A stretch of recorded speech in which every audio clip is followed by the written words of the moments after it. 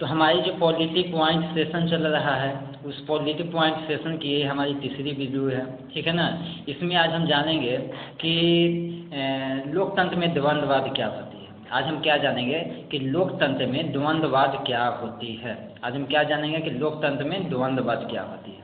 चूँकि हम जानते हैं कि लोकतांत्रिक शासन व्यवस्था एक ऐसी शासन व्यवस्था है, लोकतांत्रिक शासन व्यवस्था एक ऐसी शासन व्यवस्था है जिसमें बहुत सारे वर्ग के लोग रहते हैं, बहुत सारे धर्म के लोग रहते हैं, बहुत सारे जाति के लोग रहते हैं, और सभी जो विविधता वाले लोग एक साथ मिलकर रहते हैं।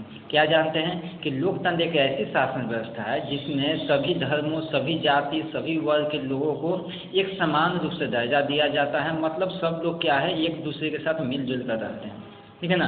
तो हाँ, ये भी हमें जानना चाहिए कि कितना भी समानता हो, लेकिन उसमें कुछ न कुछ अनबन या फिर ऊंच नीच की भावनाएं जग जाती है, धर्म के आधार पर, जाति के आधार पर, या फिर क्या होता है कि वर्ग के आधार पर क्या होती है।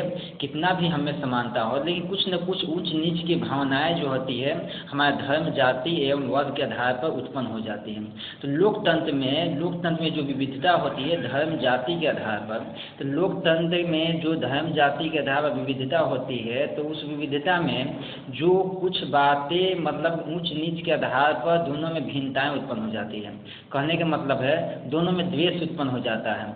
लोकतंत्र में ऊंच नीच के आधार पर, धर्म के आधार पर, जाति के आधार पर जो एक दूसरे से द्वेष उत्पन्न हो जाता है, जो झगड़े उत्पन्न हो जाते हैं, जो बात विचार उत्पन्न हो जाते हैं, उस बात विचार को ही क्या कहा जाता है, लोकतंत्र में द्वंद्ववाद कहा जाता है। लोकतंत्र में द्वंद्ववाद क्या होता है, जब विभिन्नता रखने वाले लोकतंत्र में बहुत सारे ऊंच नीच, धर्म, जाति, वर्ग के लेकर एक दूसरे से क्या होती है कि विभिन्नता उत्पन्न हो जाती है, द्वेष उत्पन्न हो जाती है, बात विचार उत्पन्न हो जाती है, उसे ही क्या कहा जाता है, लोकतंत्र में द्वंद्ववाद कहा जाता है।